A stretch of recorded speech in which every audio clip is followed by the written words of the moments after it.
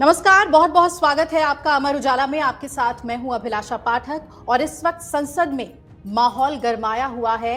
बाबा साहेब आम्बेडकर को लेकर जो 2 दिन से सदन में हंगामा बरपा अमित शाह के बयान के बाद, उसके बाद आज संसद में वो देखने को मिला जो शायद आज तक देखने को नहीं मिला था। धक्का मुक्की तक पर सांसद उतर आए हैं। लेकिन अहम सवाल ये है कि क्या अंबेडकर को सही संदर्भ में हम भारतवासी समझ पा रहे हैं? संविधान की जो भावना उन्होंने अपने देशवासियों को देने की कोशिश की, जिस अधिकार की भावना हर किसी के मन में उन्होंने गढ़ी संविधान को रचने के जरिए, उसे क्या हम सही तरीके से समझ पा रहे हैं? और इसमें सियासत जो इतना बरपा हुआ है, इसे लोग भी किस तरीके से देख रहे हैं? और खास तौर पे जो अंबेडकर को फॉलो करते हैं, जो उनकी सोच को फॉलो करते हैं, वो कैसे देख रहे हैं, ये समझना महत्वपूर्ण है। और इसके लिए हमारे साथ जो जुड़ रहे हैं उनका भी टेक बहुत ही महत्वपूर्ण है। वो क्या सोचते हैं, ये समझना बहुत जरूरी है। जी हाँ, हमारे साथ प्रकाश अंबेडकर जी जुड़ गए हैं। सर, बहुत बहुत स्वागत है आपका। आप बाबा साहेब अंबेडकर के लिए पोते हैं धन्यवाद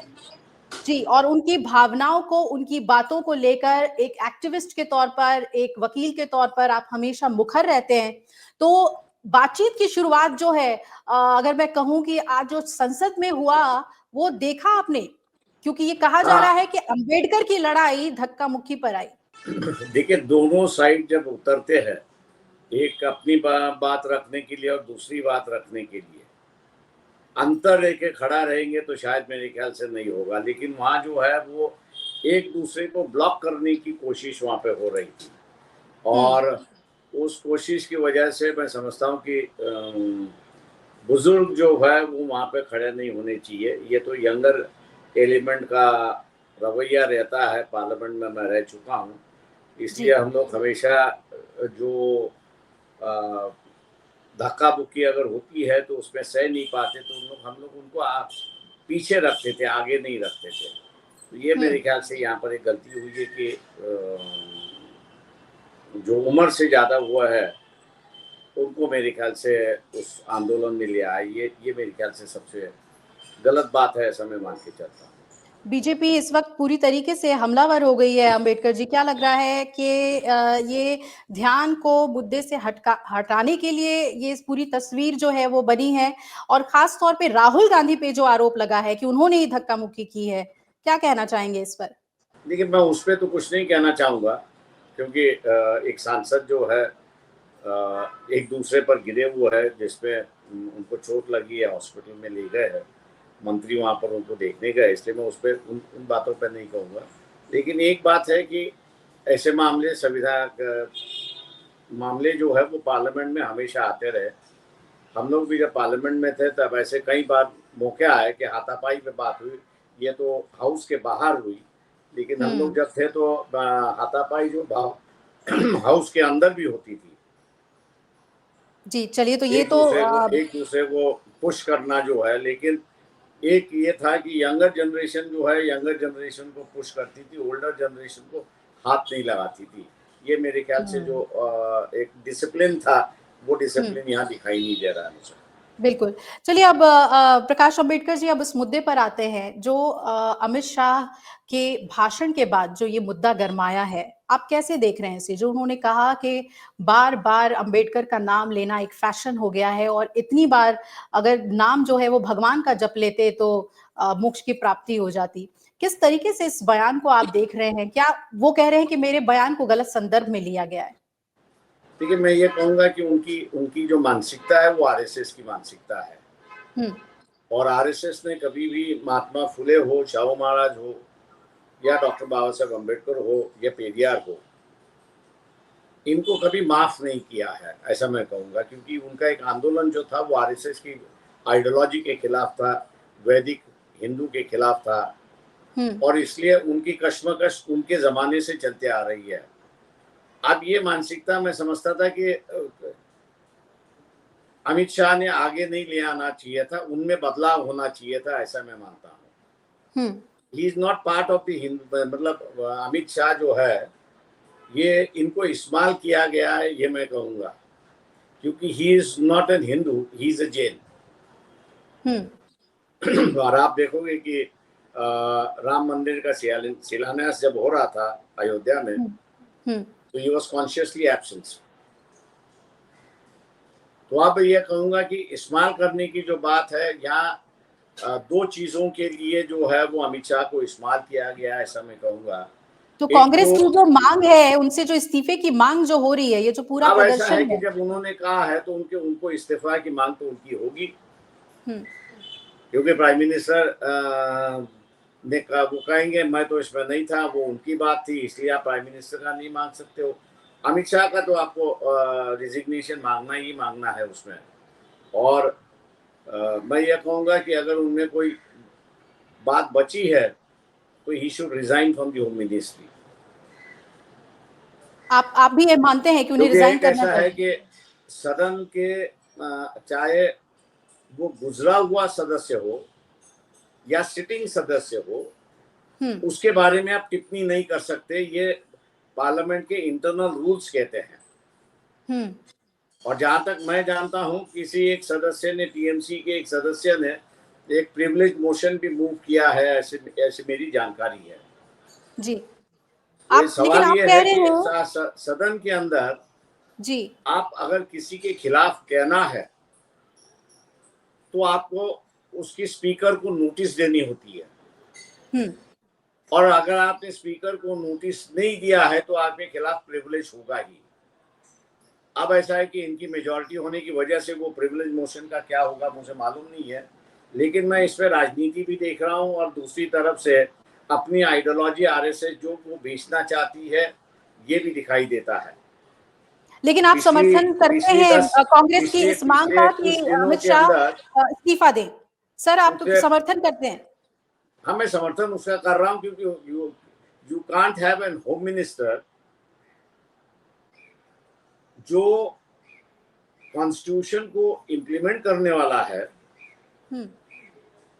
उसी चीफ ड्राफ्टमैन को जो है उस हाउस में बैठ के बुरी बातें वो कह रहा है।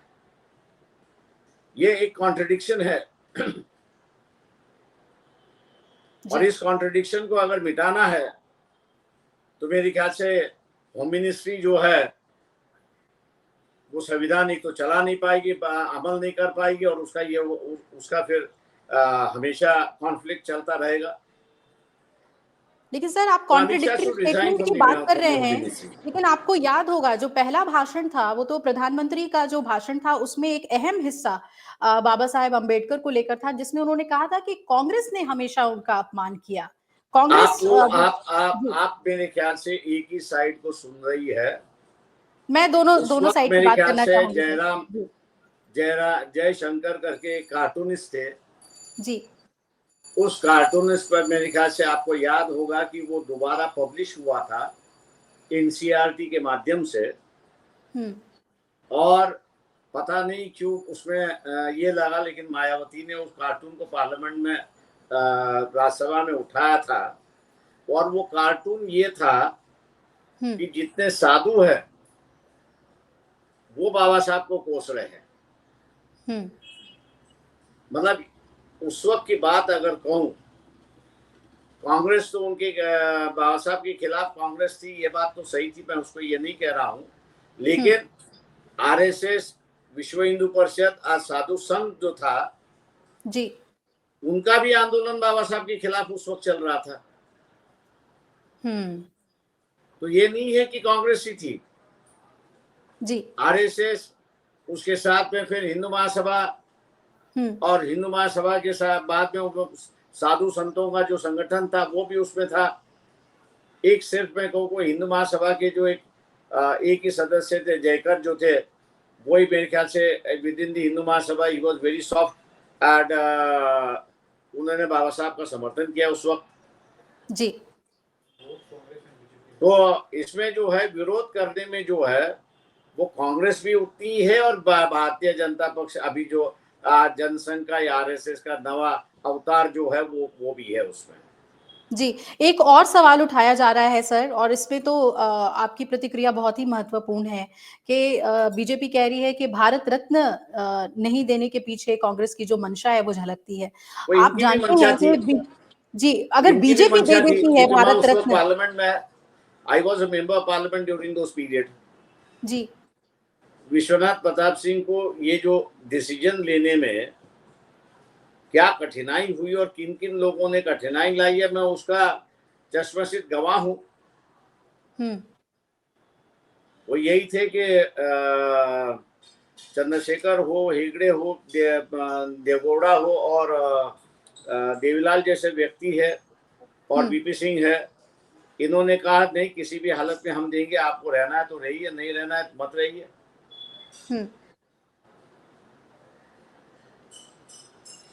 तो कांग्रेस ने तो दिया ही नहीं है, बीजेपी ने भी नहीं दिया है उसमें। ये तो उनको भारत रत्न की जो आबादी दी है या उनका सेंट्रल हॉल में जो फोटो लगा है, ये विश्वनाथ प्रताप सिंह और मैंने जिनके नाम दिए उनकी वजह से ही हुआ है। जी, आपको लग रहा है कि अब भारत में एक जो संदर्भ समझने की जरूरत है, अंबेडकर को समझने की जरूरत है, वो भावना तो अब आ ही गई है। हर कोई अब ये जरूर पढ़ेगा या समझेगा कि अंबेडकर सिर्फ राजनीति के लिए उनके नाम का इस्तेमाल ना हो, लेकिन उनकी जो भावना थी, जो वो देश के को लेकर जो एक सपना उन्होंने देखा था, उसे समझने की एक कोशिश जो है, वो कवायद जो है, वो शुरू हो जाएगी। देखिए, आप अगर दोबारा कभी आप टीवी पे कुछ प्रोग्राम करना चाहे तो मैं यही कहूँगा कि 1947, 48, 49 के दरमियान या उसके पहले हिंदुस्तान का नक्शा कैसे, उस वक्त जबान इस्तेमाल की गई थी, इंडिया नहीं था, हिंदुस्तान का नक्शा कैसा हो।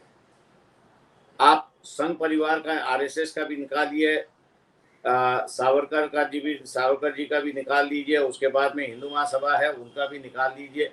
उनका यही था कि पश्तून से लेके कन्याकुमारी तक भारत का नक्शा होना चाहिए। जी।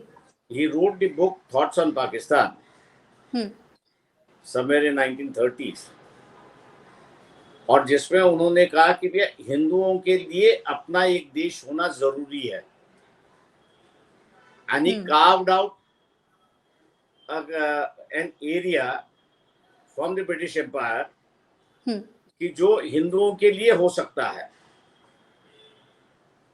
जी। तो एक तरफ से जो है two nation theory Muslim League से शुरुआत हुई थी, ये बात सही है जी। लेकिन जो राजनीति यहाँ पे चली थी, वो राजनीति, ये चाहे कांग्रेस हो, चाहे आरएसएस हो, हिंदू महासभा हो, इनकी अगर मैं कहूँ तो इनकी राजनीति ये थी कि मुसलमानों की दाढ़ी हिंदुओं के हाथ में होनी चाहिए और मुसलमानों की दाढ़ी जो है वो हिंदुओं के हाथ में होनी चाहिए और हिंदुओं की जो चोट है वो मुसलमानों के हाथ में होनी चाहिए। ये इनकी राजनीति चली थी। बाबा साहब ने ये थॉट्स ऑन पाकिस्तान की किताब से लेके कि भी आप दाढ़ी भी मत पकड़िए और चोट मत पकड़िए, आप दोनों अलग देश लेके अपना राज कर लीजिए। सो यू कैन से ये जो प्रेजेंट इंडिया जो अपने को जो दिखाई देती है जी, इसका नक्शा और इसकी रूपरेखा जो है वो थॉट्स ऑन पाकिस्तान से शुरुआत हुई है। सर, आरक्षण को लेकर भी मेरा सवाल है आपसे। उसपे सिर्फ एक ही चैप्टर उसमें से उठाया जाता है कि उन्होंने मुसलमानों की राजनीति कैसी होती है और ये मुसलमानों की राजनीति अभी के पीरियड में जो है वो हिंदुओं के साथ में कैसे जुड़ नहीं पाएगी, इस पर उन्होंने एक चैप्टर जरूर लिखा है, मैं उसको डिनाई नहीं कर रहा हूँ। और हिंदुओं में जो प्रोग्रेसिव मूवमेंट आ रही है, उस प्रोग्रेसिव मूवमेंट और ये कैसे क्लैश होंगे उसका भी उन्होंने विवरण किया है। वही चैप्टर उठाते हुए लोग मेरे ख्याल से बाबा साहब कैसे एंटी इस्लामिक थे या एंटी मुस्लिम थे उसको वो बता रहे थे, लेकिन वो ये नहीं देख रहे कि he was justifying that western part of the British empire, उसमें 90% मुस्लिम पॉपुलेशन है जी, 10% जो है वो हिंदू पॉपुलेशन है। रेस्ट ऑफ इंडिया में 15% से लेके 20% मुस्लिम पॉपुलेशन है and 80% is either tribals, schedule caste और हिंदूज। तो यही उन्होंने उसमें बताने की कोशिश की कि unless there is two states, ये दोनों एक साथ नहीं रह सकते। जी। तो अब ऐसा है कि इस बात की मेरे ख्याल से लोगों के सामने अगर दोबारा चर्चा हुई थॉट इन पाकिस्तान की, जी। तो मैं समझता हूँ कि ये जो आज का जो माहौल दिखाई देता है हमको, hmm. We are against Muslims, we are against Christian, we are against सैमीज, जो नॉर्थ ईस्टर्न सेवन सिस्टर्स है, उनका उनका लुक हमसे अलग से लुक है। तो ये जो बातें हैं मेरे ख्याल से उससे वो खत्म होना शुरुआत होगा और नया दौर शुरुआत होगा, ऐसा मैं मान के चलता हूँ। अच्छा सर, एक सवाल आरक्षण को लेकर भी है। बीजेपी कहती है कि कांग्रेस आरक्षण विरोधी है, कांग्रेस कहती है कि बीजेपी आरक्षण विरोधी है। आप कैसे दोनों देखते हैं इसको? ऐसा है, देखिए कि उसमें एक समय ऐसा था कॉन्स्टिट्यूंट असेंबली में कि आरक्षण को कांग्रेस ने विरोध किया, ये बात सही है। और बाबा साहब ने जो है वो ड्राफ्टिंग कमेटी का रिजिग्नेशन भेज दिया था कि I am resigning and I don't want to draft the constitution henceforth. जी।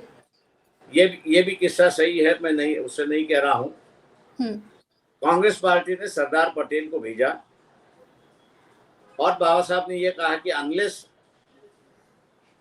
ये जो वंचित वर्ग है, राजा महाराजाओं से इनको राजनीति में मौका कभी मिला नहीं है, ना मुसलमानों ने इनको कभी मौका दिया है, मुझे गारंटी नहीं है कि आप लोग इनको मौका देंगे।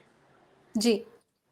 इसलिए संविधान जब हम लिख रहे हैं तो इनकी पार्टिसिपेशन का हिस्सा कितना हो और वो परमानेंट हिस्सा हो, ये अगर मानते हो तो शायद मैं कॉन्स्टिट्यूशन दोबारा ड्राफ्टिंग का चेयरमैन पद लेने के लिए तैयार है, नहीं तो मैं लेने के लिए तैयार नहीं।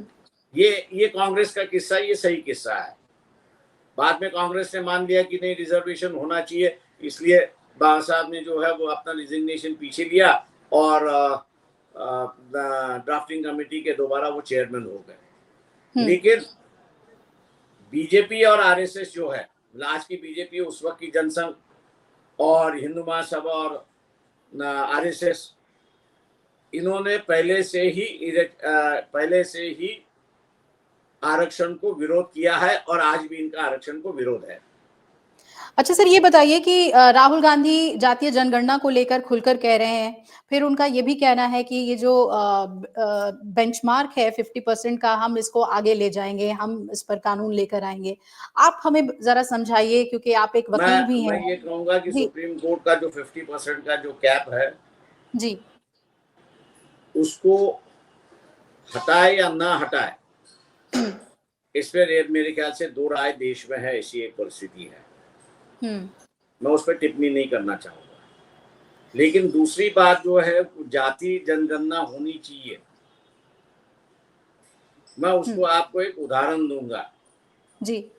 किसान जो है वो पहले रस्सी इस्तेमाल करता था और ग्रामीण इकोनॉमी में एक वर्ग ऐसा था कि वो रस्सी मैन्युफैक्चर करता था गांव में बैठ के।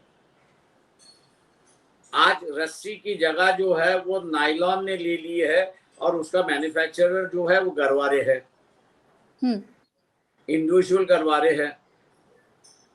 मैं आज पूछना चाहता हूं कि गरवारे की फैक्ट्री तो आ गई, लेकिन वो गांव का जो हिस्सा था कि जो रस्सी बनाता था, जिसको मातंग समाज हम लोग यहाँ पर कहते हैं महाराष्ट्र में, जी जी, बाहर उनको मांग करके कहते हैं, मादिगा करके क्या जाता है साउथ में। इनका ये व्यवसाय था पुरानी इकोनॉमी में और उस पर उनका गुजारा होता था। जी। आज मैं ये कहूंगा कि उनकी पर आर्थिक परिस्थिति क्या है, इस पर किसी ने संशोधन नहीं किया है। ना कभी प्लानिंग कमीशन ने कमेटी बनाई है कि ये जो पुराना इकोनॉमिकल क्लास जो था इंडस्ट्रियलाइजेशन से डिस्प्लेस हो चुका है, उसकी आज की क्या परिस्थिति है। मैं आज ये पूछना चाहता हूं कि भैया ये जो सब कास्ट सेंसस को विरोध कर रहे हैं जी, इनका विरोध क्यों है? इनका विरोध इसलिए है कि हम लोग जो है वॉर जेनोसाइड की बात जानते हैं। वॉर में जेनोसाइड होता है, ये हम लोग जानते हैं, लेकिन इकोनॉमी में भी जेनोसाइड होता है, इसको हम लोग मानने के लिए तैयार हैं। मैं ये कहूंगा कि पंडित जवाहरलाल नेहरू के वक्त जो फर्स्ट इंडस्ट्रियल पॉलिसी आई जी, उस फर्स्ट इंडस्ट्रियल पॉलिसी ने कई लोगों को जो है वो डिस्प्लेस किया इकोनॉमिकली।